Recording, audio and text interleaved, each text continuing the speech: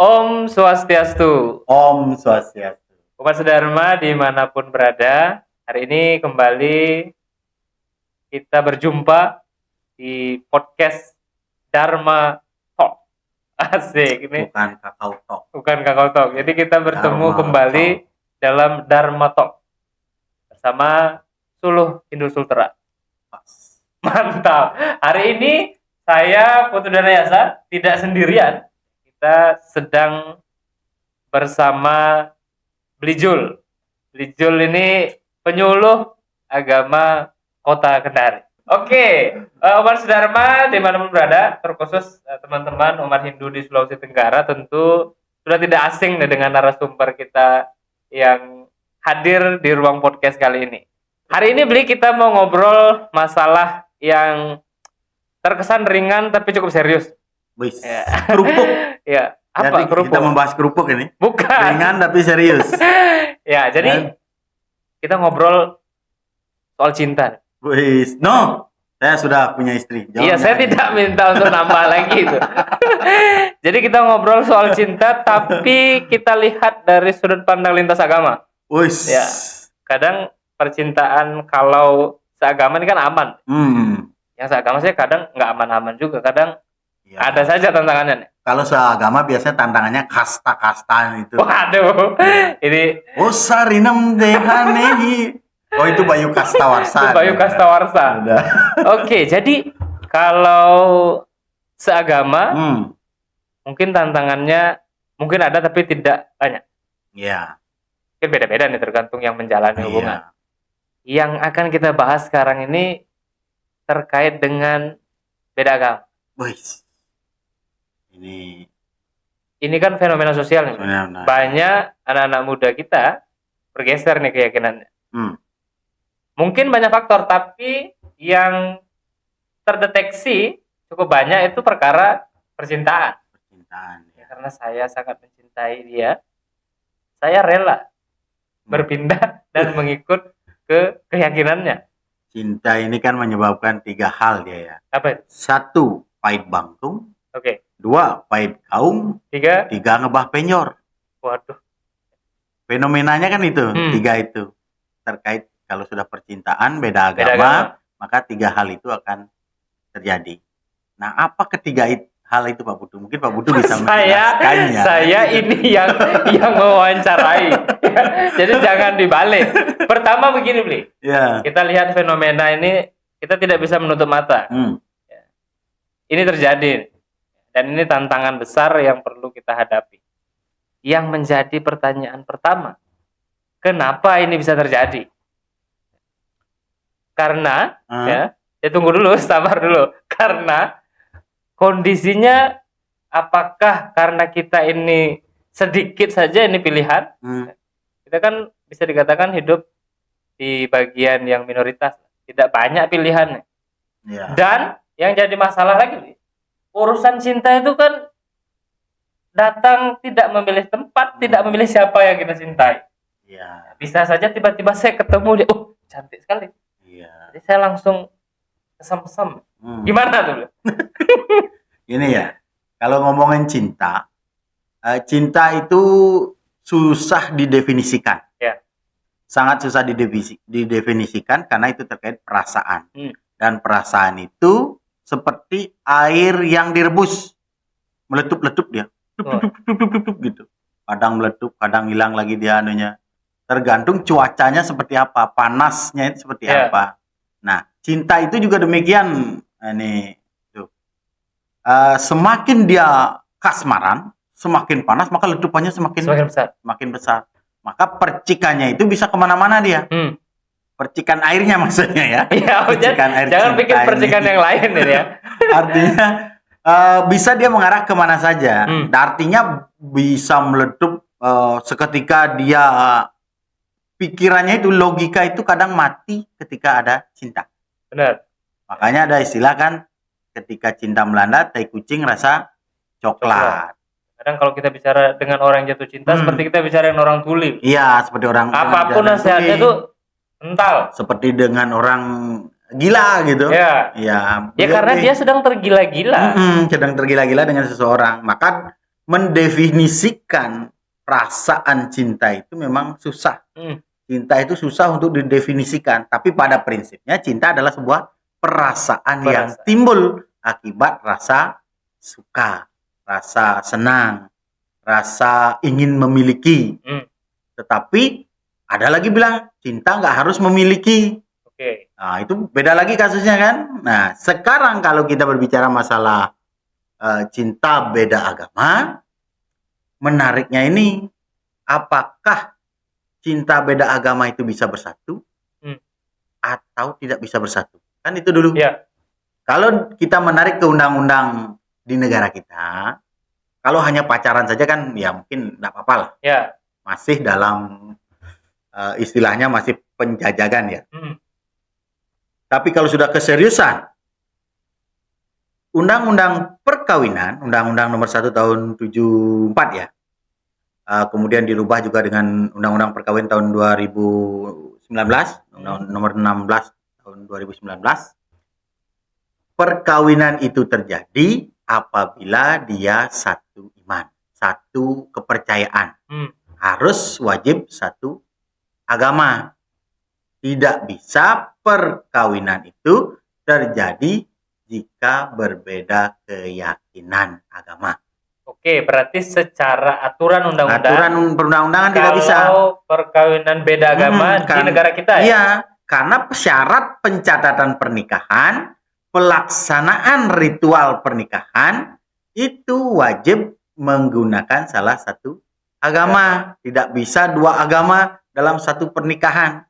Wajib dia satu agama. Tidak boleh berbeda. Itu aturan di negara kita. Undang-undang perkawinan berbunyi seperti itu. Maka hubungan berbeda agama itu tidak akan bisa disahkan di negara kita. Terkecuali adanya konversi agama. Artinya salah satu pasangan wajib mengikut ke pasangan yang satunya lagi. Disinilah terjadi fenomena tadi, tiga hal yang bilang tadi itu. Pahit kaum, pahit bangkung, dan ngebah penyor. Itu problemnya. Ada yang perempuan yang menarik, ada yang laki-laki narik, dan ada yang dua-duanya meninggalkan agamanya, menganut agama baru. Berdasarkan kesepakatan dari si pasangan itu. Jadi ini terjadi nih. Daripada bingung nih saya ikut agama ini atau agama ini, mending saya ambil agama yang lain. Di luar daripada agama ini. Ini kan viral ini. Di sosmed lagi viral nih. Ada jadi si istri agama A, si suami agama B, dia menikah di agama C. Jadi ini kondisi yang memang nyata terjadi. Nyata terjadi. Fenomenanya seperti itu. Nah, kondisi kita masuk ke internal agama kita dulu. Internal agama kita. Tidak bisa kita pungkiri, cukup banyak nih yang berpindah. Kebanyakan perempuan ya. Kebanyakan perempuan. Apa kira-kira yang jadi masalah utama? Apakah dia saking cintanya atau memang lemah keyakinannya? Bukan lemah keyakinannya ya. Itu dah tadi kembali ke cinta itu. Ketika orang mengalami jatuh cinta, logika sebagus apapun dijelaskan, logika itu akan jadi bodoh-bodoh. Tidak akan masuk logika. Sulit bercerita dengan orang yang sedang jatuh cinta. Maka siapa yang lebih dominan dalam hal jatuh cinta itu, dialah yang akan mengikut pasangan yang lainnya. Itu yang akan terjadi. Dan dalam agama kita, di Hindu itu kan tidak, masalahnya di Hindu tidak pernah ada yang namanya konversi agama, tidak ada. Dalam Hindu. Dalam Hindu tidak pernah mencari pengikut. Hindu adalah agama kesadaran. Jadi siapa yang memang dalam bentuk sadar, dalam keadaan sadar untuk kembali ke jalan dharma, jalan kebaikan gitu. Jadi di Hindu tidak akan pernah ada memaksa orang untuk masuk ke dalam keyakinan kita. Dan celakanya memang karena kurang kuat dogma, mungkin dogma ya atau apa ya. Kita kalau di agama lain kan ada dogmanya yang kuat ya. Kalau di Hindu peningkatan seradenya itu, keyakinan terhadap kepercayaan agama Hindunya itu karena dia universal, umum, dia banyak yang berpikir semua agama sama. Karena kan Bhagavad Gita pun menyampaikan begitu, Sri Krishna bersabda kepada Arjuna, dengan cara apapun manusia datang kepadaku, wahai Arjuna, aku akan menerimanya. Artinya apa? Dengan cara agama apapun, kepercayaan apapun, orang datang, dia akan kembali juga kepada Tuhan. Gitu. Tapi kembali lagi ke ke Pancasradanya kita. Karena Hindu kan sudah dipatok. Nah, ada 5 keyakinan. Kalau orang tidak meyakini kelima keyakinan itu, tidak bisa dia masuk dalam rumah Dharma, rumah agama Hindu. Jadi memang itu tadi yang beli singgung ya. Kadang dalam beberapa pertemuan kita dengan generasi muda juga kadang ada narasi-narasi seperti itu. Katanya semua agama sama, semua agama baik. Iya, mengajarkan kebaikan, kebenaran. Berarti boleh dong saya ke agama manapun ya, apalagi sudah tadi logikanya sudah mulai gonjang-ganjing karena akhirnya mudah tergeser kan. Nah, lebih lanjut nih, tantangan anak-anak muda kita sekarang itu kan bukan hanya masalah cinta beda agama. Iya. Cinta satu agama pun juga kadang mengalami kendala. Tadi Blis sempat sampaikan itu ya. Jadi kadang ada hal-hal yang yang membatasi, sehingga yang seagama ini tidak cocok, tidak diberikan izin. Justru menikah dengan berbeda agama diberikan. Nah, itu gimana tuh? Bahkan diundangkan banyak orang, dibuatkan acara, dipamitkan dari rumahnya, kan ada yang begitu. Dipublish kemana-mana. Sementara kita hampir setiap hari menggaungkan supaya tidak geser-geser nih. Nah, ini memang problem kita ya. Mau tidak mau kita harus akui bahwasanya umat Hindu kita, terutama di Bali ini, di umat Hindu Bali yang masih membawa kejayaan masa lalu saat masa kerajaan Gegel, masa kerajaan dari Majapahit, kemudian kerajaan di Gegel, kemudian berkembang lagi ketika Belanda masuk dan memberikan gelar kepada beberapa orang Bali, dan sampai sekarang gelar yang diberikan Belanda itu masih terpatri dan terpakai oleh mereka dan disebut dengan kasta. Yang berkembang oleh Belanda kan dan Portugis kan itu adalah kasta.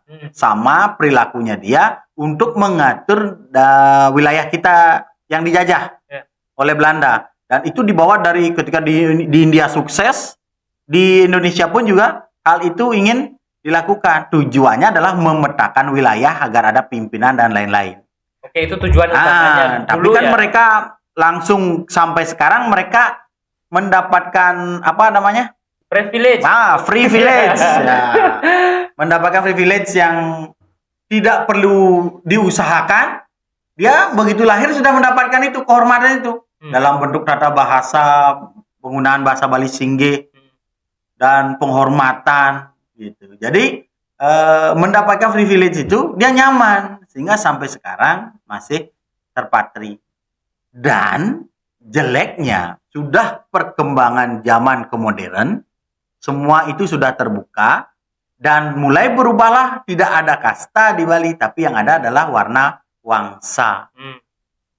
Perbedaan karena perbedaan wangsa.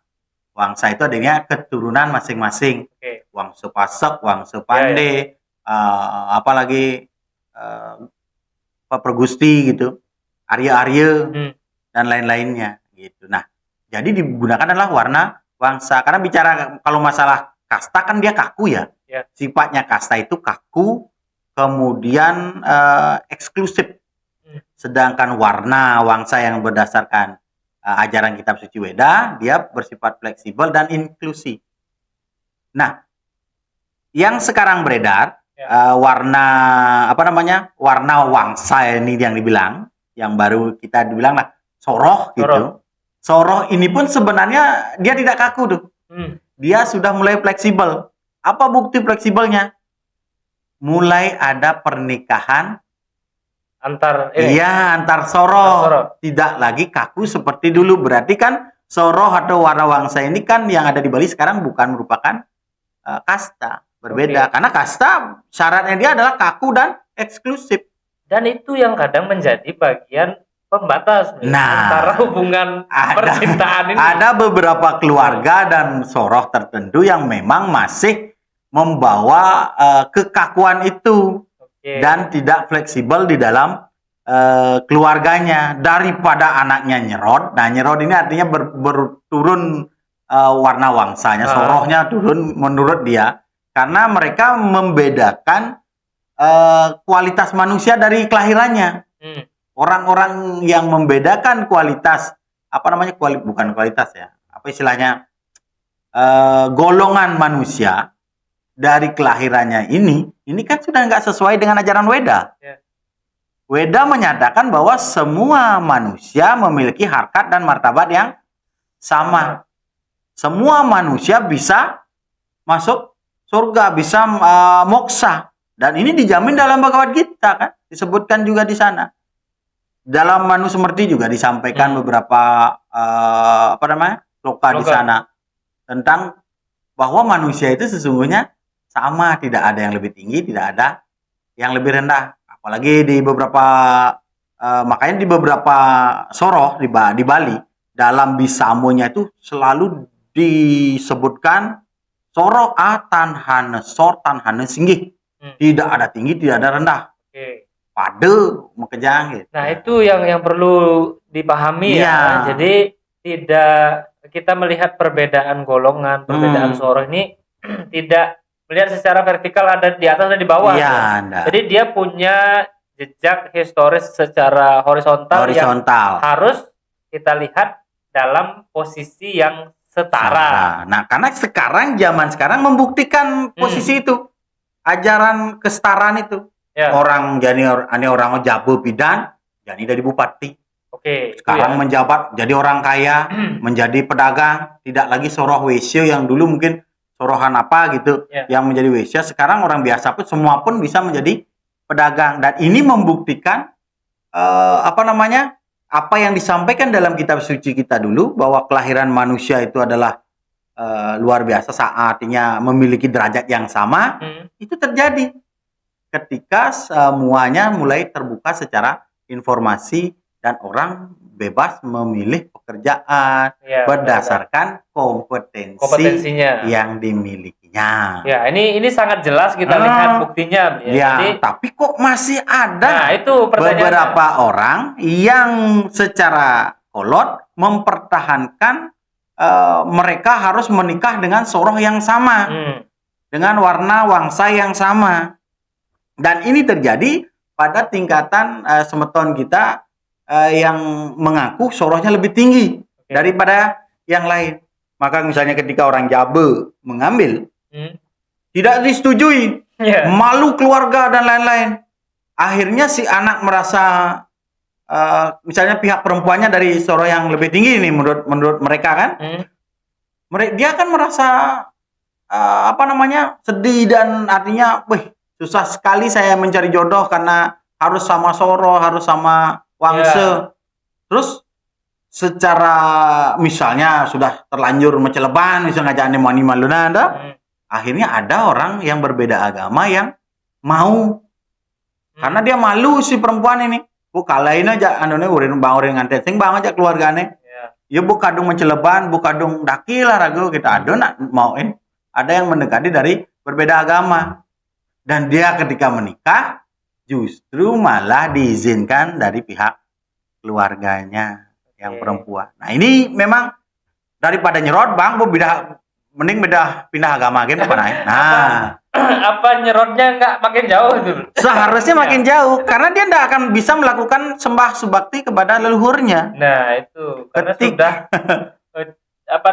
rumah ibadahnya berbeda, pendekatan keagamaan sudah berbeda. Pendekatan keagamaan sudah berbeda. Makanya tidak ada agama yang sama. Itu sekarang harus ditanamkan kepada anak-anak kita. Agama itu berbeda-beda. Terkait mengajarkan kebaikan, iya, Ya. semua agama mengajarkan kebaikan, semua agama mengajarkan kebenaran. Tetapi berdasarkan tujuan dari masing-masing agama berbeda. Beda-beda. Hindu tujuannya adalah moksartam jagat kita, kebahagiaan skala dan niskala, yang terukur dan yang tidak terukur. Kebahagiaan terukur itu adalah jagadita di dunia, bisa makan bahagia kita, punya mobil bahagia kita, punya rumah bagus bahagia, punya istri cantik dan sayang bahagia. Itu termasuk jagadita yang terukur. Nah, yang tidak terukur moksartam ini. Ini makanya dibilang niskala, skala. Skala itu artinya ukuran. Ada yang bisa diukur. Itu prinsipnya kalau di Bali, sama ajaran kita di Hindu. Oke, ini agama lain kan berbeda. Benar.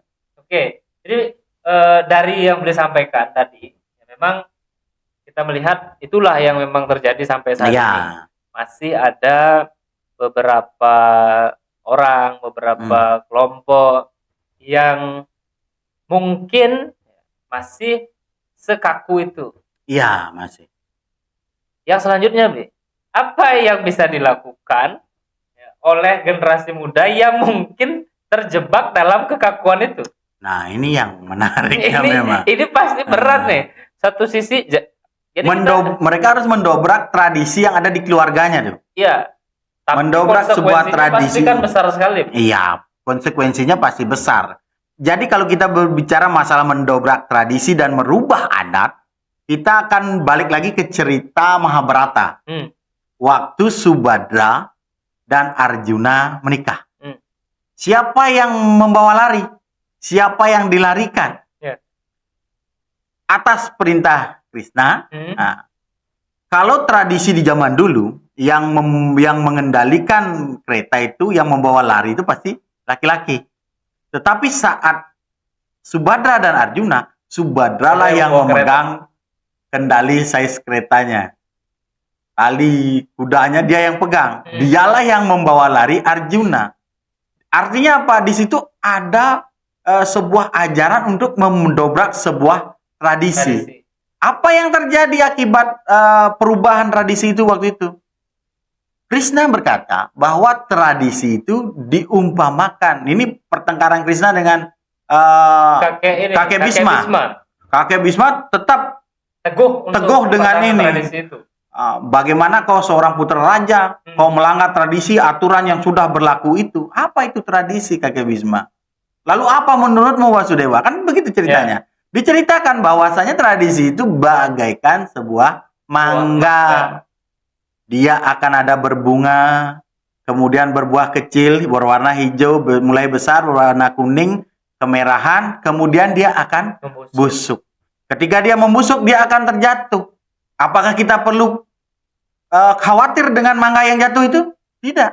Karena pohon itu masih ada. Pohon itu akan berbunga kembali dan berproses seperti biasa. Gitu. Ini luar biasa ya. Jadi memang menjawab fenomena ini tantangannya besar sekali.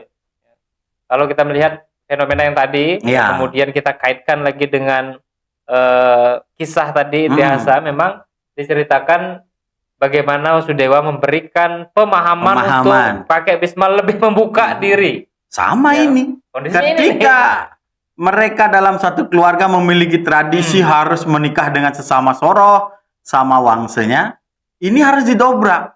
Mendobrak di awal itu pasti akan ada ketegangan di sana. Benar. Akan ada ketegangan di awal, tetapi ketegangan itu akan menjadi lemas.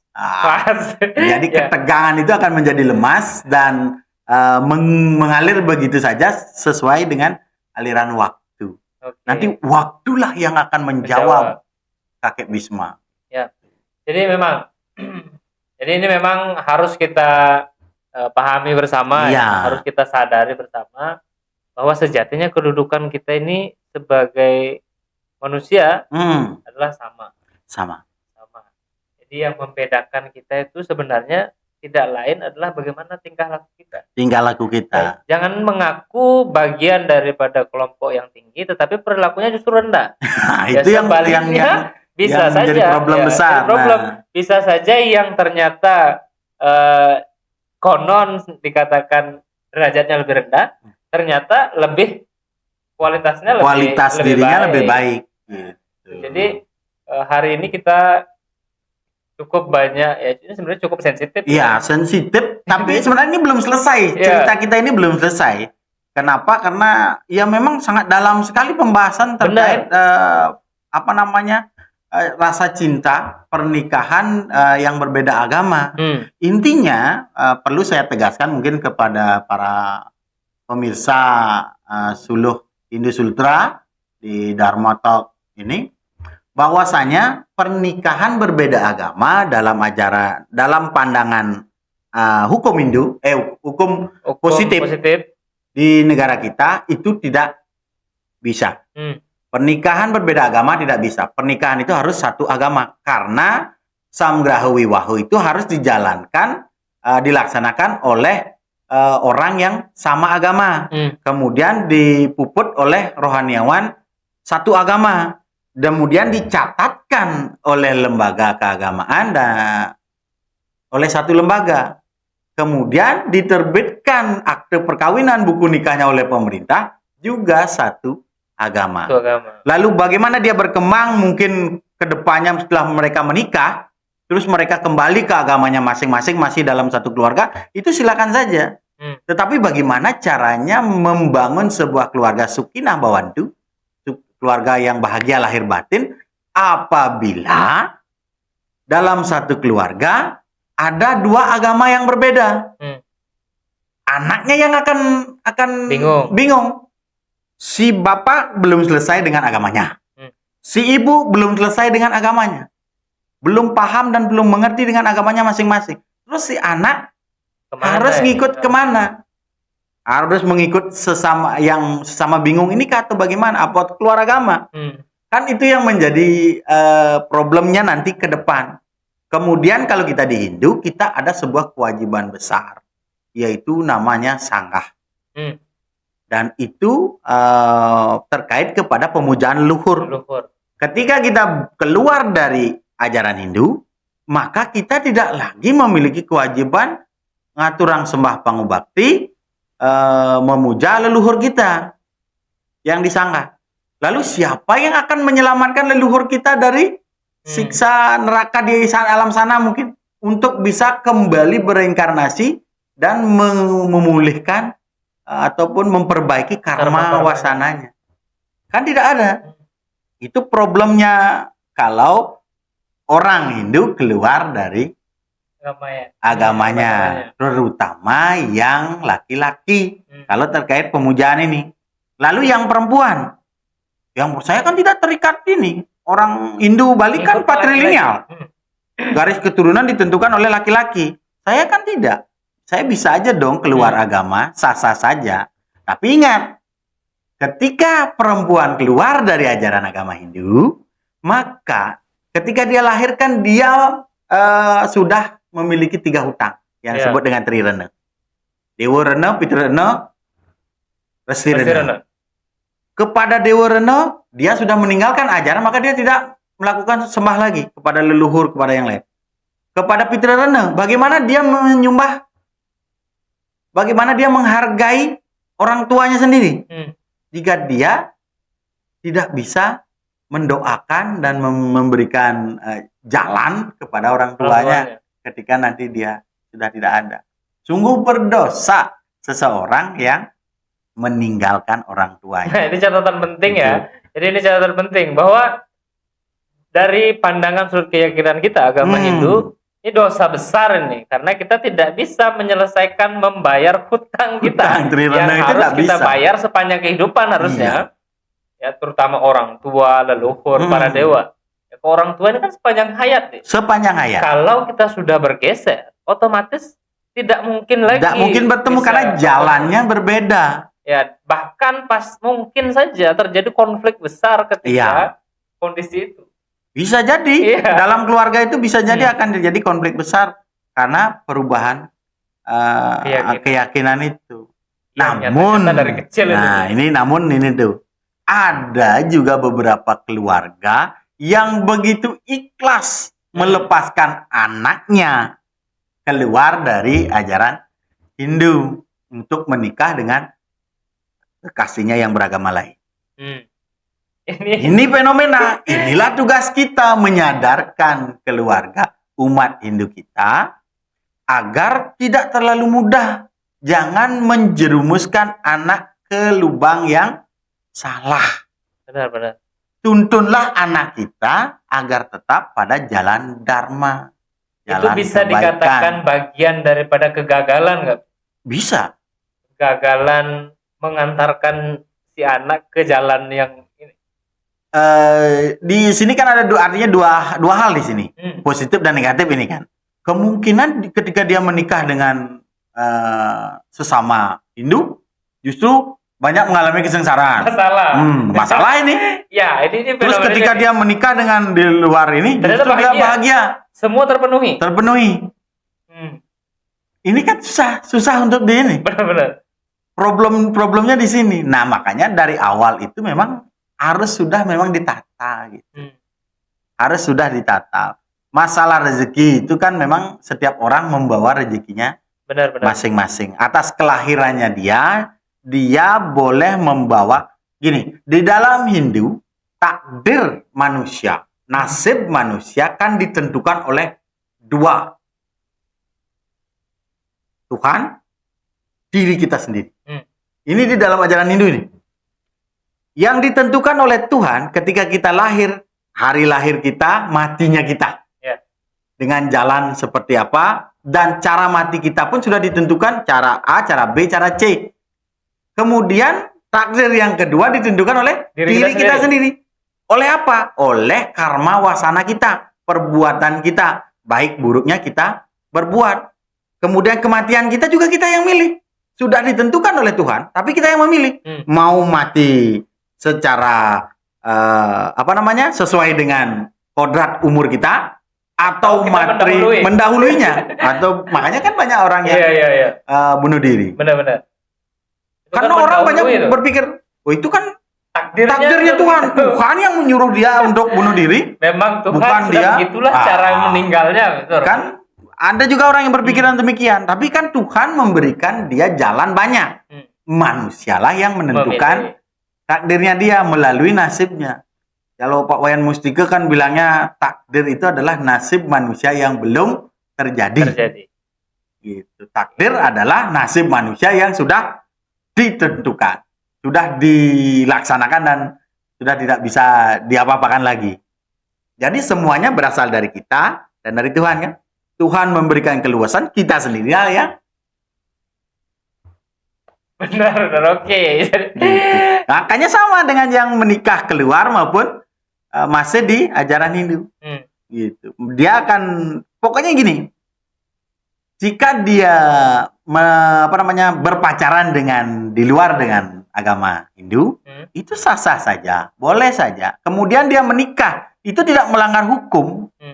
Dia berpindah agama, itu juga tidak melanggar hukum karena undang-undang menjamin orang memeluk kepercayaannya asalkan umurnya sudah 19 tahun untuk perempuan dan 21 tahun untuk laki-laki.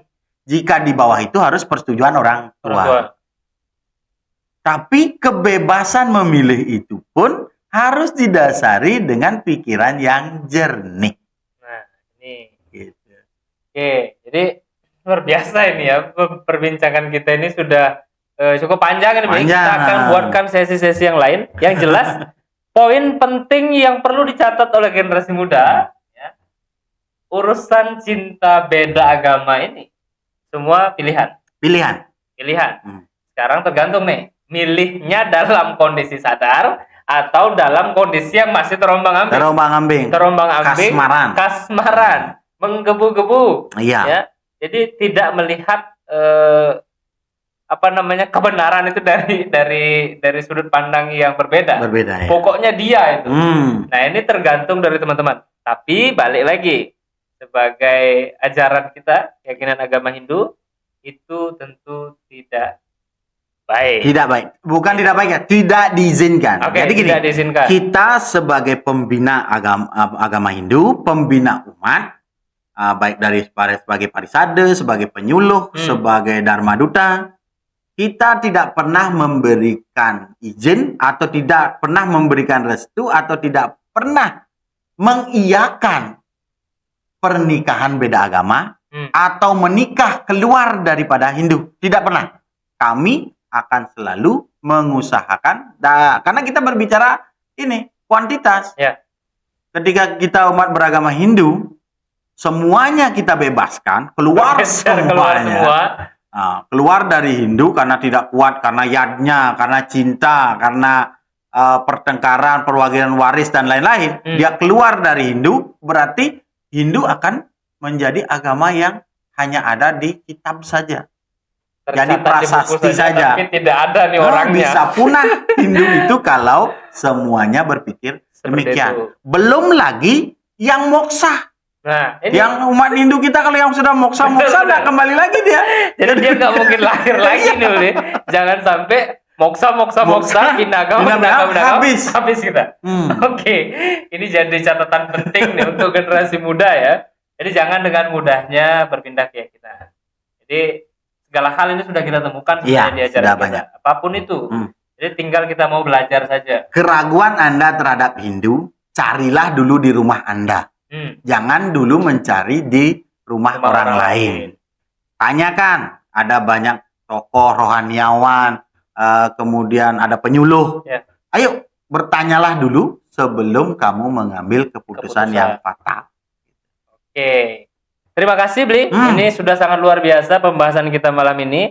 Kita nyinggung masalah cinta beda agama, kita nyinggung tadi masalah kasta, yang pada prinsipnya banyak hal yang perlu kita jaga ini. Banyak hal yang perlu kita jaga. PR penyuluh juga ini. Nah, benar. Jadi ini catatan penting juga bagi kita teman-teman penyuluh untuk tidak henti-hentinya menyampaikan pesan-pesan ini supaya tidak bertambah terus nih anak-anak muda kita yang bergeser. Nah, ini perlu juga kita catat satu lagi. Apa itu? Sekarang penyuluh juga kan sedang menggaungkan moderasi beragama. Jalan tengah terkait keberagaman. Jangan sampai pernikahan beda agama atau sebagai bagian untuk kita belajar moderasi. Iya, betul. Oke, ini tantangan atau jalan atau peluang untuk kita belajar moderasi. Jangan sampai itu. Berarti itu sudah melenceng dari moderasi beragama. Oke, jadi moderasi beragama itu jadi bukan sampai agamanya yang dimoderasi, tapi caranya beragama di masing-masing agama. Itu yang perlu dicatat penting ya untuk para generasi muda. Oke, umat sedharma dimanapun berada, pemirsa Suluh Hindu Sultra, kita sudah membahas banyak hal hari ini. Terima kasih Brijul. Kita akan ketemu lagi untuk kita akan mengisi ruang-ruang kekosongan pertanyaan umat-umat kita ini dengan cara-cara kita. Ya, salah satunya dengan podcast ini. Jadi kalau ada umat yang memiliki pertanyaan terkait atau keraguan terkait ajaran agama Hindu, silakan tinggalkan komentar di video ini. Nanti kita akan bahas bersama-sama. Oke, terima kasih. Kirang langkung, sepengetahuan kita, sepengalaman kita. Jadi, mari kita sama-sama belajar. Kita yakini apa yang kita sudah diwariskan oleh leluhur kita sejak dulu. Ya, agama yang sangat luar biasa. Jadi, sekali lagi terima kasih kepada seluruh pemirsa Brijul, kemudian seluruh umat Hindu dimanapun berada. Kita akan berjumpa kembali di Dharma Talk berikutnya. Kita tutup dengan para mesanti. Om Santi Santi Santi Om.